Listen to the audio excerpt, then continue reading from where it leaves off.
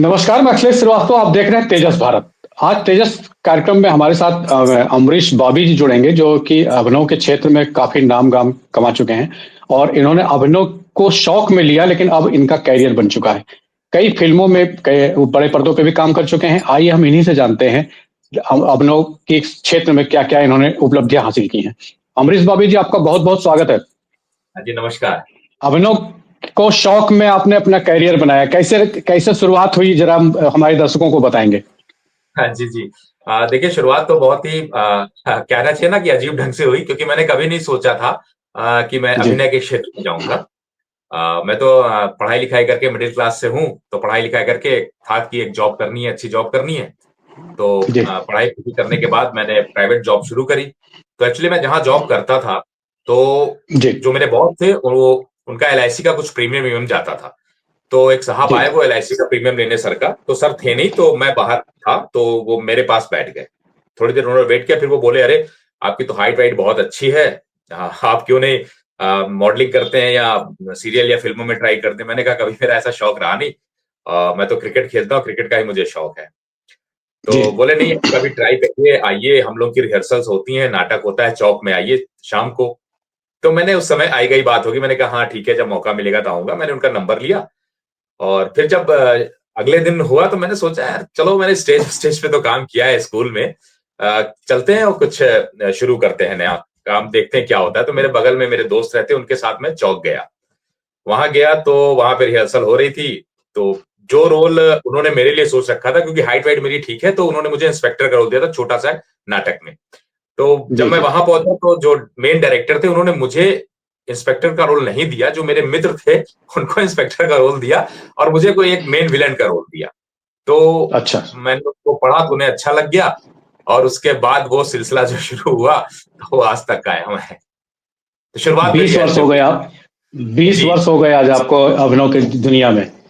कैसा लग रहा है शुरुआती दौर में और आज के दौर में? आज तो आपका काफी नाम फेम है, बड़े पर्दों पे भी आ रहे हैं। क्या जी, जी, जी। उपलब्धियां रही इसके बीच में? उपलब्धियाँ बहुत रही हैं और ये सफ़र तो जारी रहेगा। जो मंज़िल पे पहुँचने का मज़ा उतना नहीं है जितना कि सफ़र का मज़ा है, तो मैं उस सफ़र का मज़ा अभी भी ले रहा हूँ। बहुत जी। जी। संघर्ष है और अभी भी संघर्ष जारी जारी है। लेकिन इस जी। बीच मैंने बहुत सा काम किया, जैसे कि स्पेशली मैंने रंगमंच बहुत किया, नाटक मैंने बहुत किए। मैंने करीब जी। जी। 80 नाटकों के करीब 170 या 175 शो अब तक किए हैं मैंने। लखनऊ जी। में जी। जितने भी अच्छे डायरेक्टर्स हैं, उनके साथ मैंने काम किया है। जैसे हमारे राज बिसारिया जी सर, जो अब नहीं हैं, वो तो हमारे रंगमंच जी। के जी। जनक कहे जाते हैं। मैंने उनके जी। साथ भी काम किया है, ललित सिंह पोखरिया जी, संगम बहुगुणा जी, राजा अवस्थी जी, ये लोग अच्छा काम करते हैं। डॉक्टर अनिल रस्तोगी जी, जिनकी दर्पण संस्था है। मैंने इन लोगों के साथ डॉक्टर उर्मिल कमल थपलियाल, ये सब बहुत बड़े लोग हैं और अच्छा काम करते हैं थिएटर में, रंगमंच में अभी भी कर रहे हैं, जिसमें थपलियाल जी नहीं हैं, बिसारिया जी नहीं हैं। बाकी ये लोग काम कर रहे हैं, तो इनके साथ मैंने बहुत कुछ करके सीखा है, समझा है। और जी। जी। फ़िल्मों में भी ऐसा ही हुआ। फ़िल्मों में तो मैंने 2003-2005 में मैंने शुरुआत की थी, जब मैं लखनऊ दूरदर्शन गया और वहाँ पे ऑडिशन दिया। तो मिस्टर फैसल रियाज़ हैं, उन्होंने मुझे सेलेक्ट किया और मुझे कभी तन्हाइयों में मेरा पहला दूरदर्शन के लिए सीरियल था, उसमें मैंने लीड रोल किया। उसके बाद फिर मैंने दूरदर्शन के लिए बांसुरी सीरियल था, उसमें लीड किया। फिर मैं जाकर के आगे चल कर के मैं दूरदर्शन का अप्रूव्ड आर्टिस्ट हुआ, आकाशवाणी से अप्रूव्ड हूँ, वहाँ भी मैं काम करता रहता हूँ। तो ये सफ़र जारी है, बाकी फ़िल्में और ये सब तो मैं कर ही रहा हूँ। भोजपुरी फ़िल्में भी की हैं, हिंदी फ़िल्में भी की हैं और जो अभी मैंने लेटेस्ट अपना काम पूरा किया है, तो शायद कुछ लोग जानते भी हों या ना जानते हों। एनटीवी का एक शो आता था, और भाई क्या चल रहा है? जी। जी। मंडे टू फ्राइडे ये डेली सोप था, जिसमें मैंने लीड किया था, रमेश प्रभात मिश्रा का रोल मैंने उसमें निभाया था। काफ़ी काफी पसंद किया पॉपुलर लोगों ने, पॉपुलर लोगों ने काफी पसंद किया था। और भाई क्या हालचाल? कुछ लोगों को बहुत पसंद किया था। उसके 329 एपिसोड्स शूट हुए और टेलीकास्ट हुए जी। और अभी भी ज़ी5 पर आप उसको देख सकते हैं, यूट्यूब पर देख सकते हैं। तो उत्तर प्रदेश सरकार ने आपके अभिनव को देखते हुए काफी सम्मान से, कई सम्मान से सम्मानित किए हैं। इसमें से कुछ विशेष रूप से रखे हों जिसको ले ये पाके एक आपको विशेष थोड़ा सा सम्मान जो, हाँ, जी, जी, वो मुझे एक सम्मान, विशेष सम्मान मिला था 2013 के लिए। मुझे संगीत नाटक अकादमी का अवार्ड मिला अभिनय के लिए। जी। जी। जी, ये एक बड़ी उपलब्धि थी मेरे जीवन में, जो कि मुझे गवर्नर जो हैं उन्होंने मुझे, आनंदीबेन जी, श्रीमती आनंदीबेन जी ने मुझे वो अवार्ड दिया था, जी। वर्ष 2013 के लिए अभिनय के लिए। हिंदी हिंदी नाटक में काम करने के साथ हिंदी फिल्मों में भी आपने काम किया है, भोजपुरी में भी आपने किस्मत आजमाई है। कौन कौन सी भोजपुरी की फिल्में आपकी रही हैं, क्या अनुभव रहा भोजपुरी फिल्मों में हिंदी फिल्मों के बीच में क्या रहा? जी, भोजपुरी फिल्मों में मैंने देखिए जो बाद में सबसे करी थी वो फिल्म रक्तभूमि थी। मैंने रवि किशन जी के साथ उसमें काम किया था। रवि किशन जी के छोटे भाई का किरदार मैंने निभाया था। अगर आपने जी फिल्म देखी हो करण अर्जुन, जो हिंदी में आई थी, तो कुछ दो भाइयों की कहानी थी, तो वैसे ही इस फिल्म की भी कहानी थी। रक्तभूमि भी फिल्म आप यूट्यूब पर देख सकते हैं, वो फिल्म भी है। जी जी। जी। इसके अलावा भोजपुरी में कोई और फिल्में रही है? कोई चिरैया करके कौन सी कोई एक हाँ फिल्म आई हाँ, थी जी जी आपकी? जी, चिरैयो ना बोले, ये एक भोजपुरी फिल्म चिरैया थी। ना बोला। जी जी जी जी, वो लखनऊ में रिलीज भी हुई लखनऊ में। उसमें भी मेरा मेन लीड रोल था। उसको भी आप फिल्म को देख सकते हैं यूट्यूब पर। जी मैंने हिंदी फिल्में के बारे में आपने पूछा, तो मैं बताऊं कुछ हिंदी फिल्मों के नाम है, जैसे बाबर, जी मैंने जी। ही पत्नी को, इशकजादे, और अभी एक लेटेस्ट जो मेरा काम है वो मैंने वेब सीरीज करी है सिविल लाइंस। अच्छा हाँ, वो आगे आने वाले कुछ महीनों में ओटीटी पर रिलीज होगी। जिसमें वरुण जी जी। शर्मा जी के साथ मैंने काम किया है उसमें।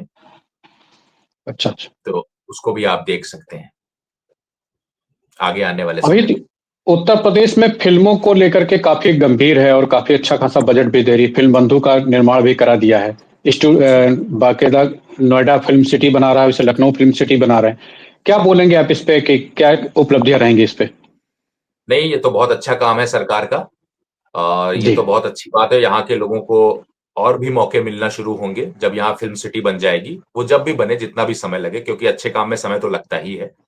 तो जब जी वो जी। बनकर तैयार होगी, तो जो भी हमारे उत्तर प्रदेश के कलाकार बंधु हैं, उन सबको एक बेहतरीन मौका मिलेगा, अच्छा मौका मिलेगा अपने टैलेंट को दिखाने का। जैसे खेसारी लाल जी का एक बार बयान आया था कि जो है बिहार में फिल्म सिटी ना होने की वजह से हम लोग उत्तर प्रदेश में जो अपनी फिल्मों को ज्यादातर शूट करते हैं और एक माहौल भी अच्छा सा मिलता है हम लोगों को बिहारी पैटर्न और यूपी पैटर्न को लेकर के, तो काफी अच्छा खासा राजस्व उत्तर प्रदेश को मिल रहा है। तो जी। फिल्म बंधु के बारे में आप क्या बोलना चाहेंगे? क्या है, आप लोग उससे कोई बेनिफिट मिल पा रहा है कि नहीं मिल पा रहा है आप लोगों की फिल्मों को? नहीं नहीं, बिल्कुल मिल रहा है सर। फिल्म बंधु से भी हम लोगों को बेनिफिट मिल रहा है, क्योंकि जो लोग बाहर से काम करने आते हैं उनको सब्सिडी मिलती है। उसके लिए भी सरकार ने उसमें कुछ चीजें रखी हैं कि कुछ कलाकार अब अगर आप उत्तर प्रदेश के लेंगे तो उसमें भी आपको कुछ बेनिफिट होगा इन टर्म ऑफ मनी। कुछ इस तरीके की सारी नियम कानून जो बनाए गए हैं, सरकार ने बनाए हैं और फिल्म बंधु ने उसको किया है। वो बहुत अच्छा है और सभी को फायदा हो रहा है इसमें। हमारे कलाकार बंधुओं को सभी को बहुत फायदा हो रहा है। जी। नाट्य नाटक में तो आपका हास्य में भी बहुत से पॉपुलर हुए हैं नाटक आपके। उसमें जी से जी। कोई एक आध किरदार के बारे में बताएं और थोड़ा सा उसके बारे में कुछ थोड़ा सा ब्रीफ करें। देखिए, वो एक प्ले है हमारा, the great Raja master drama company. जी हाँ, वो मणि मधुकर जी का लिखा हुआ है और काफी अच्छा नाटक है। सॉरी, मणि मधुकर जी नहीं, दिनेश भारती जी का लिखा हुआ वो नाटक है और जी। बहुत ही अच्छा लिखा हुआ नाटक है। और उसमें मैं राजा मास्टर की भूमिका निभाता हूँ, जिसको निर्देशित करते हैं लखनऊ के श्री राजा अवस्थी जी। और काफी अच्छा प्ले है कि एक मास्टर है, टेलर मास्टर है, जी और वो सोचता है कि अब टेलरिंग में तो कुछ फायदा रहा नहीं, क्यों ना चल के हम भी एक नाटक करते हैं और हम भी फिल्में बनाते हैं और अच्छा काम करते हैं। तो अब आप सोचिए, एक टेलर जब अभिनय के क्षेत्र में खुद डायरेक्शन हम्म, देगा तो वो क्या करेगा। तो उसी को लेकर के ताना बाना उस नाटक में बुना गया है और बहुत अच्छा जी लिखा है दिनेश जी ने। लाजवाब लिखा है। उसको करते हैं और उसको करने में बहुत आनंद आता है। मैंने उसके 7-8 शो किए हैं। बहुत अच्छा है। एक जी है जी। प्ले है गज फुट इंच, जो कि स्वर्गीय केपी सक्सेना जी का लिखा हुआ है, पद्मश्री केपी सक्सेना जी का लिखा हुआ वो है। उसमें मैं भी मेन किरदार करता हूँ टिल्लू का। तो उसमें भी जो कपड़ों को लेकर के उन्होंने लिखा है केपी सक्सेना जी ने, वो कमाल का लिखा है। वो भी बड़ा हास्य नाटक है। उसके तो मैंने 17-18 शो किए लखनऊ में, जी जी। बाहर भी किए, जी जी। चंडीगढ़ किया है, कई जगह मैंने उसके शो किए। अमरीश बॉबी और पहले के बॉबी में क्या अंतर पा रहे हैं? आज के अभिनव में नाम नाम फेम इतना होना था और शुरू के जो दौर में स्ट्रगल था। बहुत सारे अभी भी कई कलाकार उभर के आ रहे हैं सामने। क्या जी आज जी। के दौर में और पिछले दौर में क्या अंतर पा रहे हैं? देखिए, इस समय जो मौके हैं मुझे लगता है वो ज्यादा बढ़ गए हैं, क्योंकि जी आप जैसे मोबाइल से बहुत कुछ शूट कर लेते हैं, हम रील्स बना लेते हैं, हम अच्छे अच्छे कंटेंट पे रील बना लेते हैं और उसको अपने ही हाथ से हम उसको वायरल कर सकते हैं। ये सारी चीजें अब इधर शुरू हुई हैं पिछले 5-7 सालों में।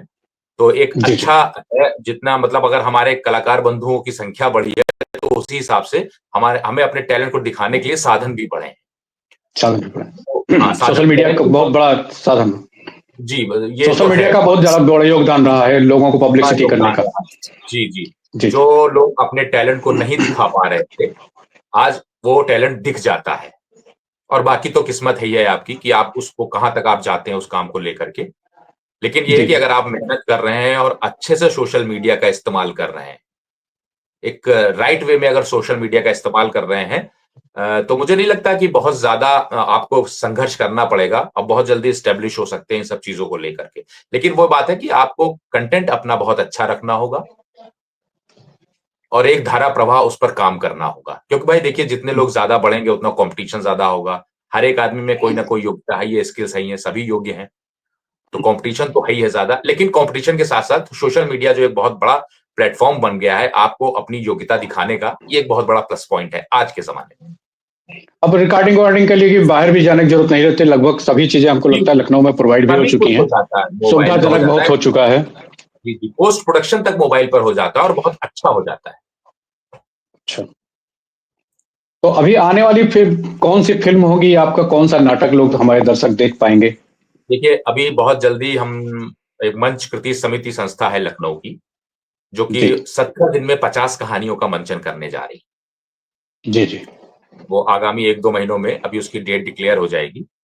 तो ये क्या 17 दिन है, में कुछ 50 जो कुछ 17 दिन में जो 30 कहानियां, इसका कुछ डिटेल में हमको हमारे दर्शकों को बताएं कि कहाँ उनको कैसे देखने को मिलेगा, ये आप उसमें अभिनय कर रहे हैं तो किस किस किरदार के रूप में आ रहे हैं?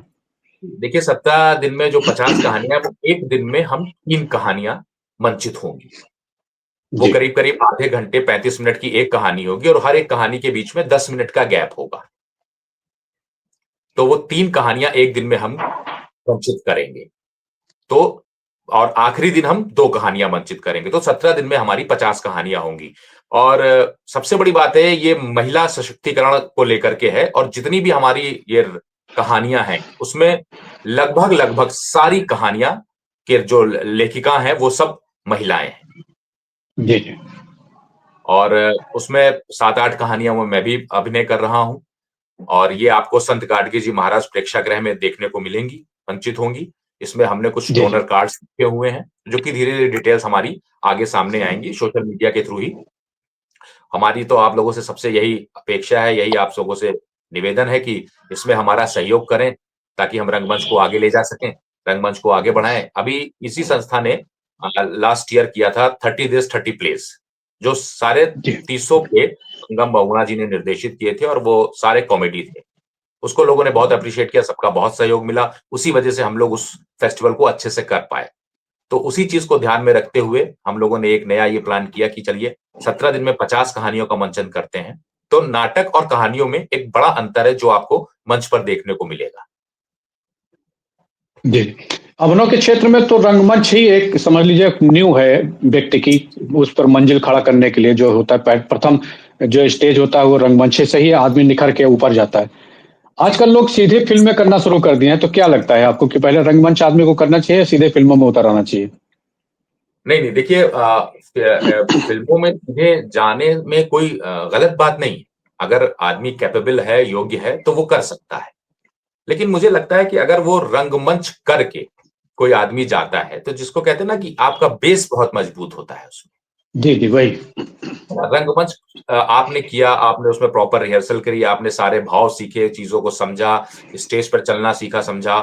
तो वो चीज़ें आपके जो आपका बेस होता है ना, वो उसको मजबूत करते हैं। डायलॉग डिलीवरी आपको याद करना है, कितना याद करना है, कैसे याद करना है, ये सब चीज़ें बहुत मजबूत बनाती हैं। लेकिन इसके बावजूद मैं ये कहना चाहूँगा कि रंगमंच को कभी फ़िल्मों में जाने के लिए या वेब सीरीज़ करने के लिए या सीरियल करने के लिए सीढ़ी नहीं बनाना चाहिए। कि हम रंगमंच को सीढ़ी बना करके वहां पहुंचेंगे। रंगमंच एक एकदम जी, अलग विधा है, कैमरा एकदम अलग चीज है। दोनों में जमीन आसमान का। इस चीज को हम कलाकारों को समझना पड़ेगा कि रंगमंच एक बिल्कुल अलग विधा है और कैमरा एक अलग विधा है। तो इसमें डिफरेंस करना बहुत जरूरी है। ये डिफरेंस आपको समझना पड़ेगा। तो रंगमंच आपने अगर करके आप जाते हैं तो आप जिसको कहते हैं ना पुख्ता होना, आपका बेस जी बहुत जी जी पुख्ता हो, तो बेस आपको मजबूत हो जाता है। वो जो हेजिटेशन होता है वो शायद आप कहीं पीछे छोड़ आते हैं, उसके बाद आप काम करना शुरू करते हैं। इसका मतलब ये नहीं कि जी आप जी रंगमंच करके जा रहे हो तो कैमरे के सामने आप एकदम परफेक्ट होंगे। करना तो आपको वहां भी जीरो से होगा, लेकिन कुछ बेसिक चीजें आपके ज्ञान में होंगी जो आपको आगे चलकर वहां मदद करेंगी।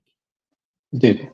इतनी सारे नाटक किया आपने, इतनी सारी फिल्में की हैं, कुछ बहुत से आपके डायलॉग जो हैं फेमस हुए हैं। एक आध डायलॉग हमारे दर्शकों को भी सुनाएं, देखिए जो इसमें आपको अच्छा लग रहा, जो आपको अच्छा लग रहा हो।